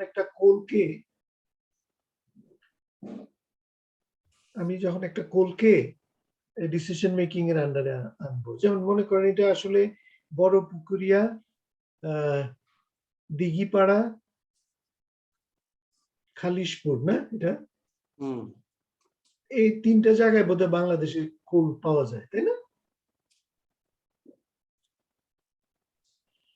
এখন বড় পুকুরিয়ায় স্যার, আর এই দুইটা এখনো খুব একটা নাই। আশেপাশে, খালিশপুরটাও আশেপাশে। হ্যাঁ, তো এটা আমি বলতেছিলাম যে শামসুজ্জামান ওর পেপার থেকে আমি নিতেছি। তো এখানে দেখেন ক্রাইটেরিয়া আমার কয়টা আছে বলেন তো? 6টা স্যার। 1 2 3 4 5 6 এটা আমার 6টা ক্রাইটেরিয়া আছে আর কয়টা অল্টারনেটিভ আছে 3টা। 3টা আচ্ছা তো এইখানে কতগুলা নাম্বার আছে খেয়াল করতে পারতেছেন জি স্যার। এই যে 24.53 এই যে নাম্বারটা এটা আসলে একটা কমপ্লায়েন্স অথবা এই যে 0.42 এটা একটা কমপ্লায়েন্স 45.50 এটা কমপ্লায়েন্স অর্থাৎ ডিসিশন কম্পিটিশন আমি এখানে করছি অর্থাৎ সামহাও আমি একটা ডিজায়ার্ড লেভেল ফিক্স করছি ক্যালোরিফিক ভ্যালু তারপরে বড় পুকুরিয়া কয়লা সম্পর্কে আমি ইনফরমেশন গ্যাদার করছি করার পরে আমি বড় পুকুরিয়ার কয়লার ক্যালোরিফিক ভ্যালু আমার ডিসিশন কম্পিটিশন অর্থাৎ আমার ডিজায়ার্ড লেভেলের সাথে কতটুকু খাপ খাচ্ছে সেটা আমি সামহাও নাম্বার দিয়ে প্রকাশ করছি ঠিক আছে ঠিক আছে এন্ড কমা দিয়ে আরেকটা নাম্বার আছে সেটা হলো আমি আমার হিসাবে কতটুকু আমি কনফিডেন্ট আমার নলেজটাকে রিপ্রেজেন্ট করছি ওটা সম্পর্কে আজকে আমি কথা বলতে চাচ্ছি না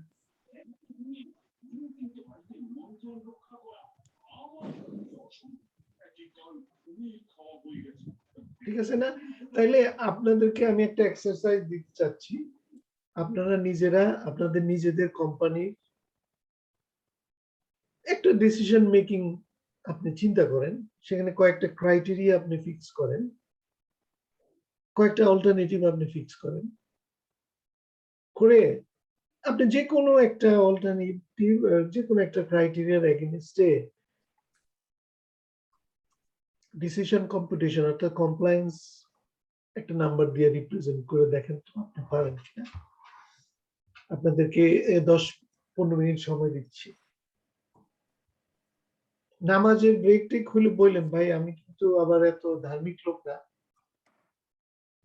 দেরি আছে স্যার 4টার সময় যদি নামাজের ব্রেক টেক হয় বেয়াদবি নেবেন না আপনারা নামাজ বলে নামাজ পড়তে যাবেন সমস্যা নেই তা আমি আপনাদেরকে একটু 15 মিনিট সময় দিচ্ছি তারপরে আপনারা আপনাদের চিন্তাটা একটু শেয়ার করবেন এই ফাঁকে স্যার আপনি যেটা করলেন স্যার সেটা একটু স্যার ভিজুয়ালাইজ করে রেখেছেন তাহলে একটু ওকে ভিজুয়ালাইজ করে রাখবো ঠিক আছে হ্যাঁ রাখেন স্যার তাহলে একটু লোকজনের একটু চিন্তা করার এটা এই নিচেরটা স্যার ইয়েস স্যার হ্যাঁ হ্যাঁ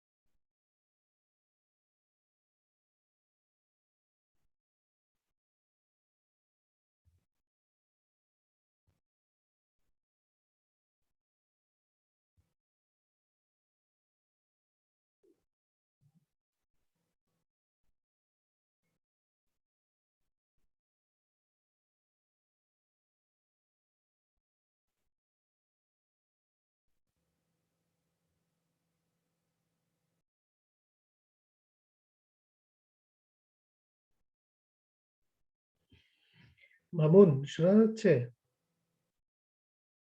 জি স্যার, শোনা যাচ্ছে স্যার আমার কথা স্যার? হ্যাঁ, জি স্যার। মানে সময় হলে বললো আমাকে, তাহলে আমি আচ্ছা,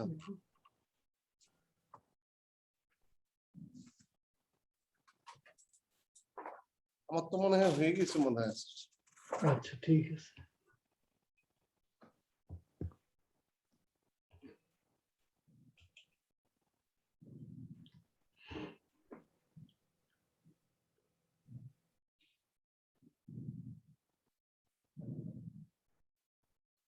তাহলে মোটামুটি আপনাদের compliance criteria, alternative,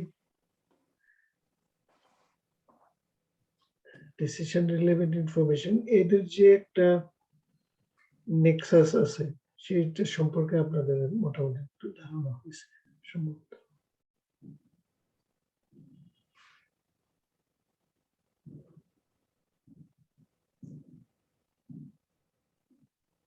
Liton Nandi সাহেব আছেন? স্যার। আছেন? জি বল। স্যার বলেন। বলেন। স্যার আমি স্যার একটা রাফলি চিন্তা করছি স্যার, যে আমাদের যে পাইপলাইন কনস্ট্রাকশন করবো স্যার আমরা একটা জি গ্যাসের। জি এখন স্যার এখানে আমি দুইটা অল্টারনেট রুট আছে আমার কাছে স্যার। জি তো এখানে স্যার আর আমার সিদ্ধান্ত নেওয়ার জন্য সব ফ্যাক্টরস আমি কনসিডার করছি, সেটা হচ্ছে আমার মানে কোন রুটে পাইপলাইনের লেন্থটা কি হবে স্যার, মানে এক এক Length রুটে of তো the pipeline pipeline, length okay. একটা ফ্যাক্টর স্যার। আচ্ছা, তারপরে এর সাথে স্যার কস্ট একটা ফ্যাক্টর স্যার। Cost factor. তারপরে স্যার আমার এটার সাথে পাইপের যে সাইজিং স্যার, হ্যাঁ জাস্ট এইভাবে একটা স্যার আমি একটা শখ তৈরি করছিলাম স্যার। Fine, very good. তাহলে আপনার অল্টারনেটিভ তিনটা আছে, একটা হলো পাইপ ডায়ামিটার। মানে আমার স্যার মানে সিদ্ধান্তর প্যারামিটার গুলো হচ্ছে পাইপের ডায়া, পাইপের লেন্থ, পাইপের কস্ট, আর অল্টারনেটিভ হচ্ছে আমার স্যার রুট 1 রুট 2। ফাইন, এখন আপনি ওয়েট কত দিবেন, কস্টের উপর কতটুকু ইম্পর্টেন্স দিবেন? এখন স্যার মানে কস্টের উপরে ওয়েট দিব ধরেন স্যার 80% স্যার। 80%? জি স্যার। আর আর লেন্থের উপরে স্যার হলো বাকি যে 20 স্যার, কারণ আমার ডায়া এখানে আবার স্যার সেম থাকতেছে স্যার। আমি যদি স্যার একই লোড মনে করি, আমি স্যার 20 মিলিয়ন গ্যাস যদি পয়েন্ট এ থেকে পয়েন্ট বি তে সঞ্চালন করতে চাই, তাহলে স্যার আমার সাইজিংটা মোটামুটি এখানে স্যার সেম স্যার। আপনি ওইটা চিন্তা করবেন না, ওদের ভিতরে কি রিলেশনশিপ আছে সেটাই চিন্তা করবেন, আপনি শুধু ক্রাইটেরিয়াটা চিন্তা করবেন। ক্রাইটেরিয়াটাকে আপনি ফেয়ারলি আপনার ডিসিশন মেকিং এ আনতেছেন কিনা সেটা কস্ট সে ভেরি ইম্পর্টেন্ট। জি স্যার। আপনি যদি diameter is important, very important, এটা লেন্থ অল্টারনেটিভ অলসো। যদি আরেকটা থাকতো তাহলে আপনি হয়তো অন্যভাবে চিন্তা করতেন, তাই না? জি সেটা স্যার। না, সেটা না, সেটা এখানে হচ্ছে আপনি ফেয়ারলি শুধুমাত্র ওই ক্রাইটেরিয়ার উপর জোর দিবেন, স্যার। ঠিক আছে?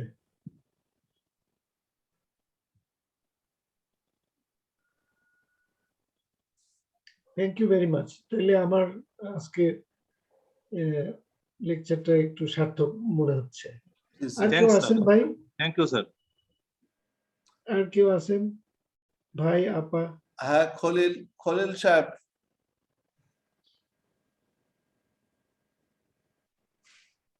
সেলভি সোহবাত খলিল, ফাইন্যান্সিয়াল ল কি অ্যাক্টিভ নাকি?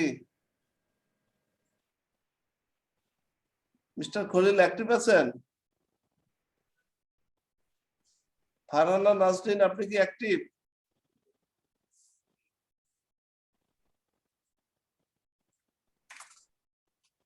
স্যার এরপরে প্রসিড করে যান স্যার। ওকে, ঠিক আছে। তাহলে আমরা মোটামুটি একটা আইডিয়া পেলাম। এখন যেহেতু আজকে একটু সময় কম, আমি একটা এক্সেল শিট খুলতেছি, দাঁড়ান।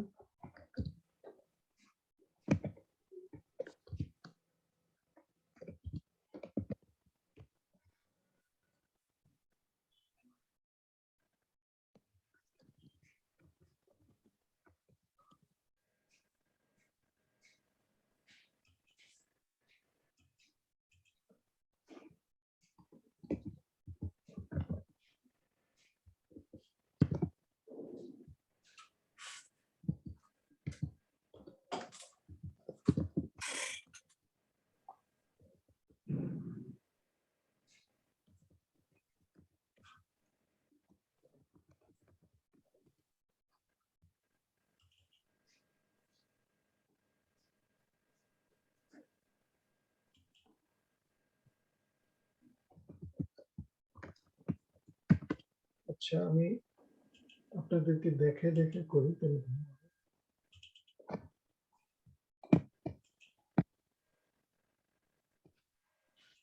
আচ্ছা ভাই এক ভাইজন কি বলতেছিলেন একটা ক্রাইটেরিয়া ডায়ামিটার জি স্যার লেন্থ তারপর স্যার পাইপলাইন লেন্থ আর হলো কস্ট আচ্ছা ওয়েট মনে করেন diameter is it so important sir diameter import এটা স্যার মানে অল্প দিলে হবে স্যার ওয়েট 10% আচ্ছা 100 এর ভিতরে আপনি কত দিবেন 10 দেন স্যার 10 লেন্থ লেন্থে 20 দিলেন স্যার কস্টে বাকিটা স্যার বাকিটা আচ্ছা এটা আমি আপনাকে রিকমেন্ড করব না এই কারণে কারণ আপনি রিলেটিভ ওয়েট চিন্তা করতেছেন এখানে জি স্যার মানে সামেশন 100 হইতে হবে আপনি এটা চিন্তা করতেছেন তাই না আমি বলতে জি স্যার, চাচ্ছি জি স্যার। ইন্ডিভিজুয়ালি আপনি চিন্তা করেন যে ডায়ামিটার জিনিসটা কি very important less important more important নাকি স্যার নরমালি স্যার আমরা যদি মানে গ্যাসের ভলিউম আমি ফিক্সড থাকে স্যার যে আমি এত মিলিয়ন গ্যাস পয়েন্ট এ থেকে পয়েন্ট বি তে ট্রান্সপোর্ট করব সেক্ষেত্রে স্যার সাইজিং হওয়ার পরে স্যার ডায়ামিটার কোনো মানে খুব একটা ই না স্যার মানে এখানে কোনো দিতে হবে এমন তাহলে কোনো লেস ইম্পর্টেন্ট জি sir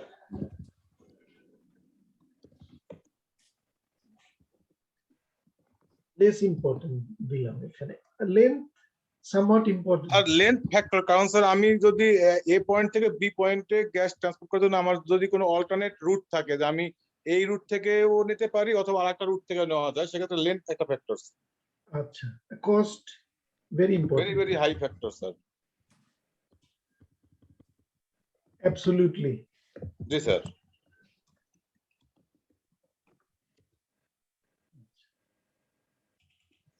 desired level diameter around কত হইতে হবে 10 ইঞ্চি ধরেন স্যার অ্যাবাউট 10 ইঞ্চ জি স্যার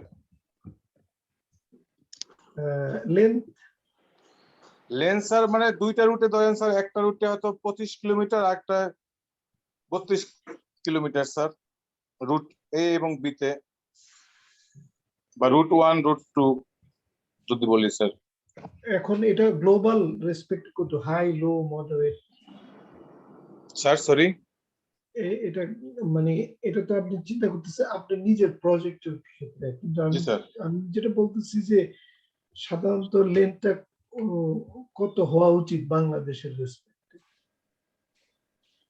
না স্যার বাংলাদেশের রেসপেক্টে মনে করেন আপনি লেনটা তো স্যার আমি ধরেন স্যার সিলেট সদর থেকে একটা উপজেলায় গ্যাস দিব স্যার এখন এই আচ্ছা। গ্যাস দেওয়ার জন্য সেই উপজেলার তো মোটামুটি জিওগ্রাফিক্যাল লেন্থ মোটামুটি স্যার ফিক্সড বাট এখন আমি পাইপলাইন করার জন্য স্যার আমার যে ল্যান্ড অ্যাকুইজিশন আমি কোত্থেকে জমি পাবো তার উপর নির্ভর করে স্যার আমাকে হয় রুট 1 অথবা রুট 2 চুজ করা লাগতে পারে স্যার না সেটা তো আপনি আসতেছেন পরের ব্যাপারে কিন্তু আমি বলতে চাচ্ছি যে লেন্থ আপনি বাংলাদেশের রেসপেক্টে সে 50 কিলোমিটার সবচেয়ে হাই বা এরকম কিছু আপনার ডিজায়ার লেভেলটা কি লেন্থটা যত শর্ট হয় তত ভালো তাই না লেন্থ কম হলে তো আমার স্যার খরচটা হবে কম আচ্ছা তো মিনিমাইজেশন লেন্থ জি স্যার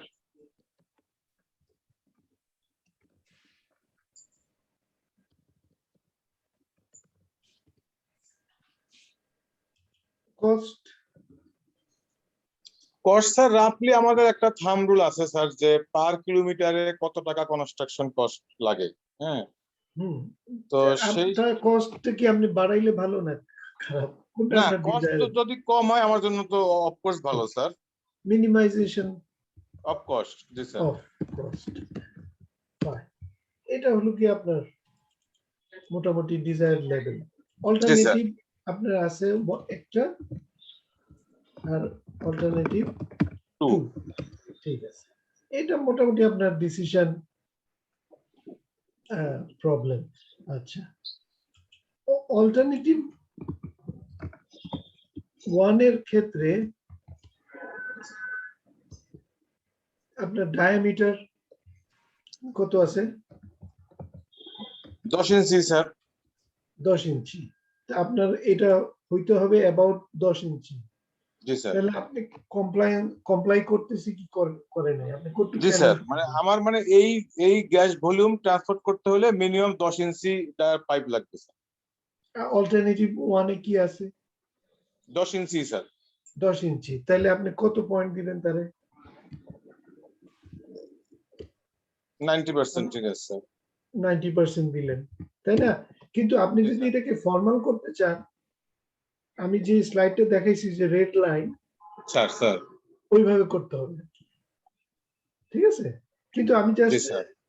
আপনার চিন্তাটা এখানে জাস্ট লিখতেছি, জি স্যার, জি স্যার। সময় নাই। আচ্ছা, লেন্থ অল্টারনেটিভ ওয়ানের লেন্থটা কিরকম? লেন্থ স্যার দেন 25 কিলো। 25। জি আপনি স্যার। মিনিমাইজেশন করতে চাচ্ছেন, জি 50 ধরে নিতে পারেন, বাংলাদেশের সবচেয়ে লম্বা, তাহলে মোটামুটি কমপ্লাই করে, তাই না? জি স্যার, জি স্যার, কমপ্লাই স্যার। 0.6 দিলাম আমি। জি স্যার। কস্ট কস্ট ধরেন স্যার এই অল্টারনেট ওয়ানে হয়তো আমার 20 কোটি টাকা লাগবে স্যার। 20 কোটি টাকা, তাহলে আপনার 100 কোটি টাকা হয়তো সবচেয়ে বড় কস্ট হইতে পারে। জি স্যার। জিরো কস্ট হওয়া ভালো। 20 কোটি তার মানে 0.8 এর মতো। জি স্যার। আমি জাস্ট দিতেছি নাম্বার, কিন্তু আসলে এটাকে আপনাকে কমপ্লায়েন্স হিসাবটা করে নিতে হবে, বুঝছি স্যার। ঠিক আছে? অল্টারনেটিভ টুর জন্য আমি জাস্ট র্যান্ডমলি লিখতেছি এখন, আর কিছু জি স্যার, দেন স্যার। হ্যাঁ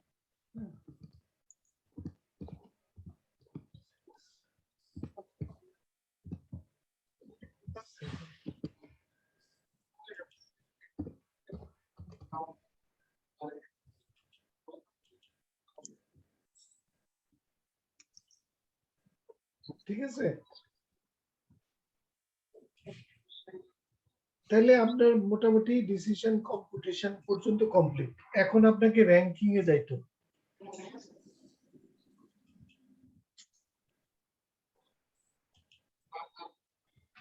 র্যাঙ্কিং এ যেতে হবে আর কি। জি স্যার। র্যাঙ্কিং এ যাইতে গেলে আপনাকে ওয়েটটা চিন্তা করতে হবে আর কি। হ্যাঁ, এখন আমি কনফার্ম হইতে চাচ্ছি যে আমাদের পার্টিসিপেন্ট সবাই একটু পর্যন্ত সবার আইডিয়াটা ক্লিয়ার হয়েছে।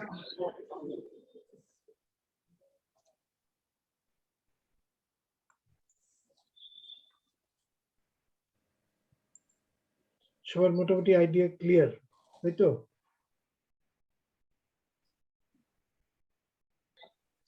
জি স্যার, আইডিয়া ক্লিয়ার স্যার।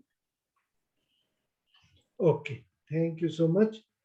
এখন দেখেন আপনার এখানে কিন্তু গ্রানুলার ইনফরমেশন চলে আসছে,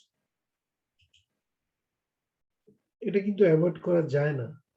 যদিও আমরা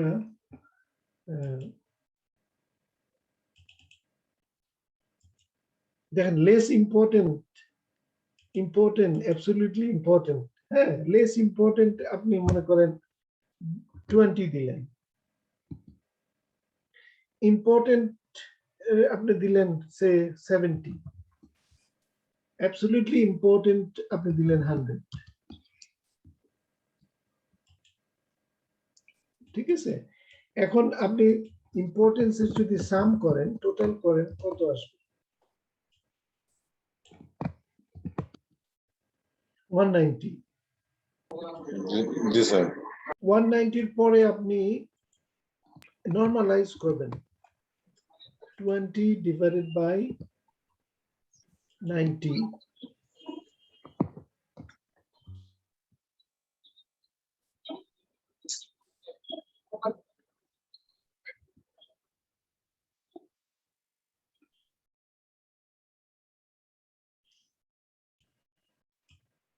এটা আসলে আপনার ওয়েট। আপনি যেটা বলতেছিলেন প্রথমে একে 10 দিব, একে 30 দিব, একে 70 দিব, আসলে ব্যাপারটা তা না। আপনি ওদেরকে ফেয়ারলি দিবেন, জি স্যার। তারপরে আপনি সামেশনটা নিবেন, তারপরে আপনি নরমালাইজ করবেন।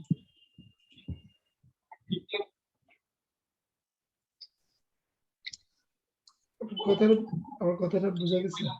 জি স্যার। ওকে, তারপরে দেখেন এখানে আমি একটা নাম্বার দিছি 90, একটা দিছি 0.6, এটা বিভিন্ন স্কেলে আছে,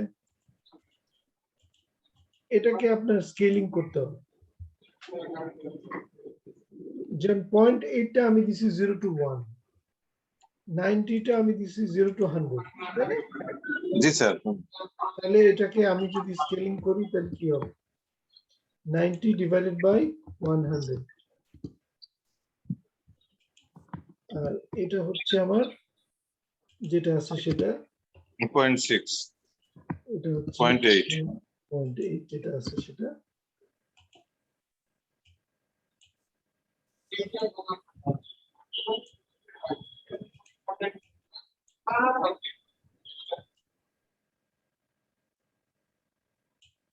তাহলে আমি র্যাঙ্কিং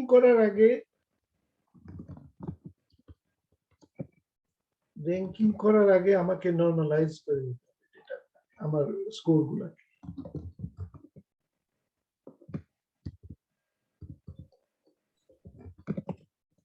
আমি এভাবে নরমালাইজেশন করলাম ওয়েটটাকে এবং আমার compliance.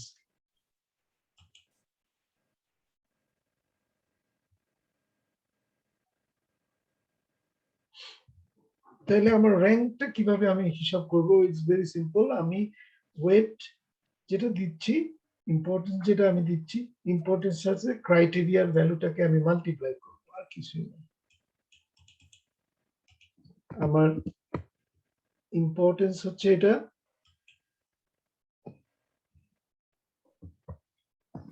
Multiply, sorry, importance multiply আমার compliance plus importance multiply compliance plus importance multiply compliance.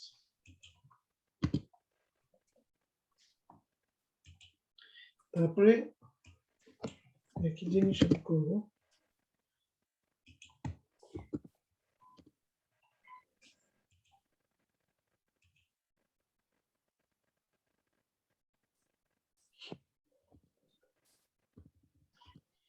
importance multiply compliance, sorry, importance multiply, sorry, importance multiply compliance, importance multiply compliance, importance multiply compliance.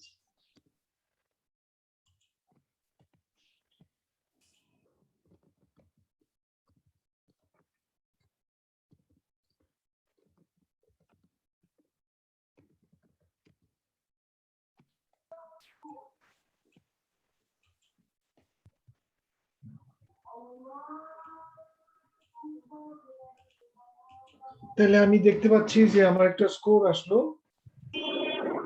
জি sir.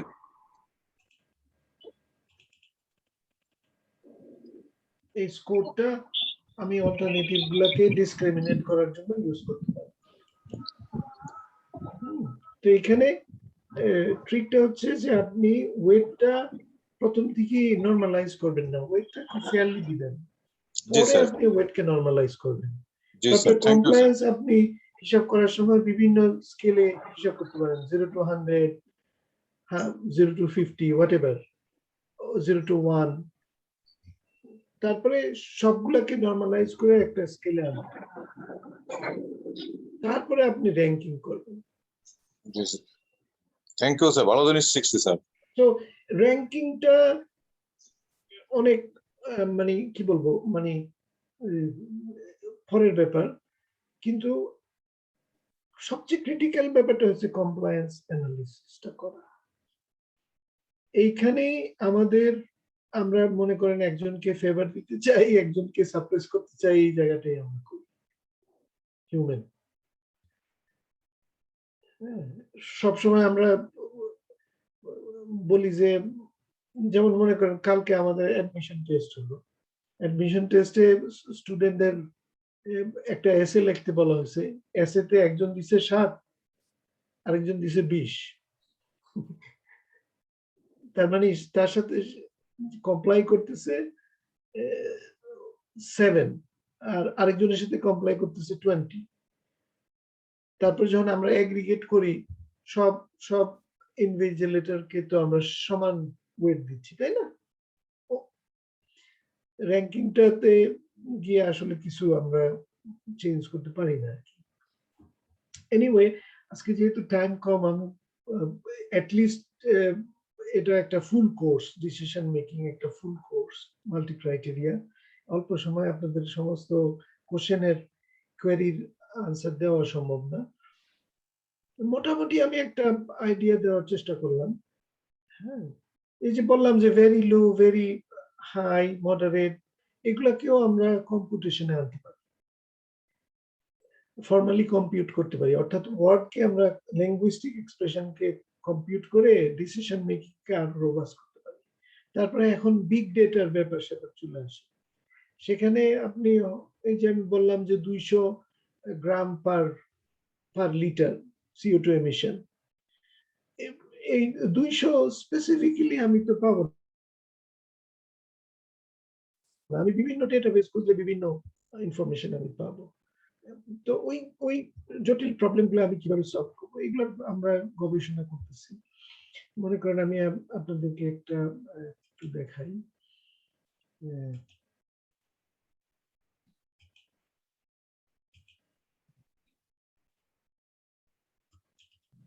এখানে আমরা একটা big data driven multi criteria decision making, এটা আমাদের একটা কাজ। এখানে দেখেন decision make করার জন্য এটা হচ্ছে আমরা কিভাবে কমপ্লায়েন্স হিসাব করব। অনেক জটিল ম্যাথমেটিক্যাল ফর্মুলেশন হাবিজাবি আছে।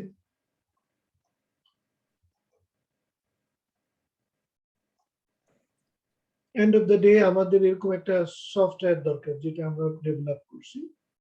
এই সফটওয়্যার থেকে আমি মনে করেন ক্রাইটেরিয়া 1, ক্রাইটেরিয়া 2, অল্টারনেটিভ 1, 2 এইভাবে রিপ্রেজেন্ট করা আছে। সেখান থেকে আমি কিভাবে তার কমপ্লায়েন্সটা হিসাব করব, অর্থাৎ ডিসিশন কম্পিউটেশনটা কিভাবে করব।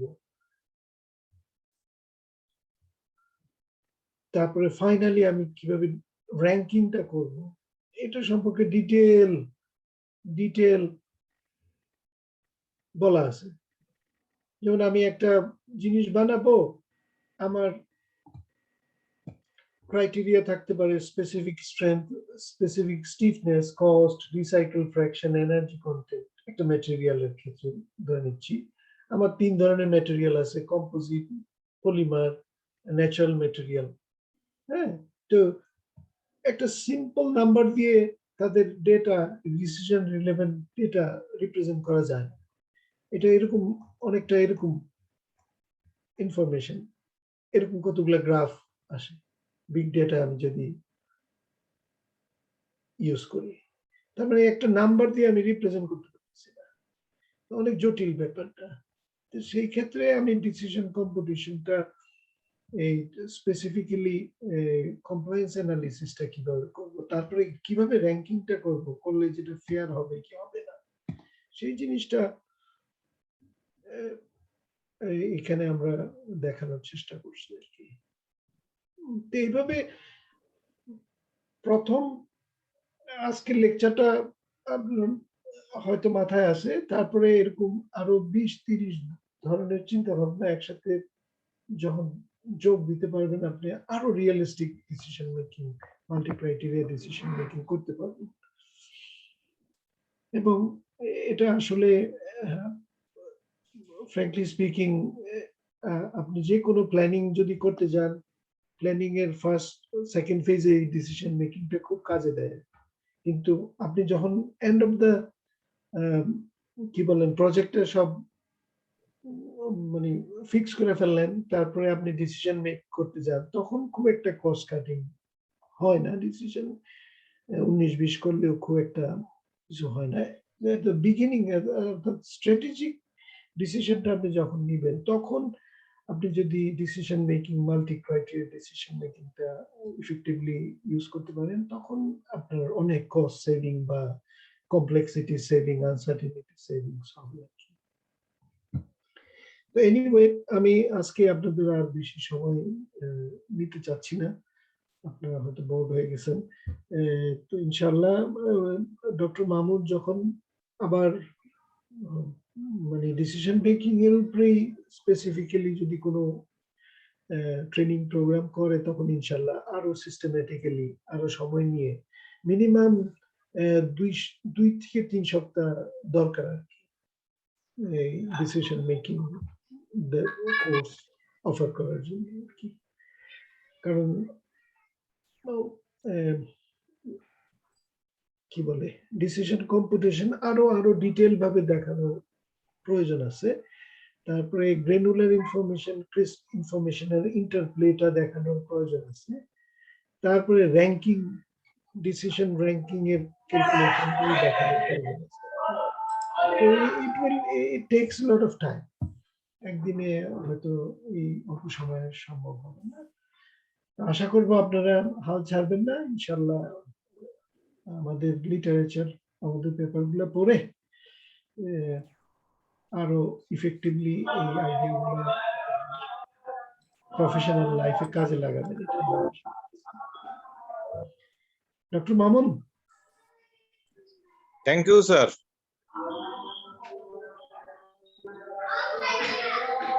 Thank you sir.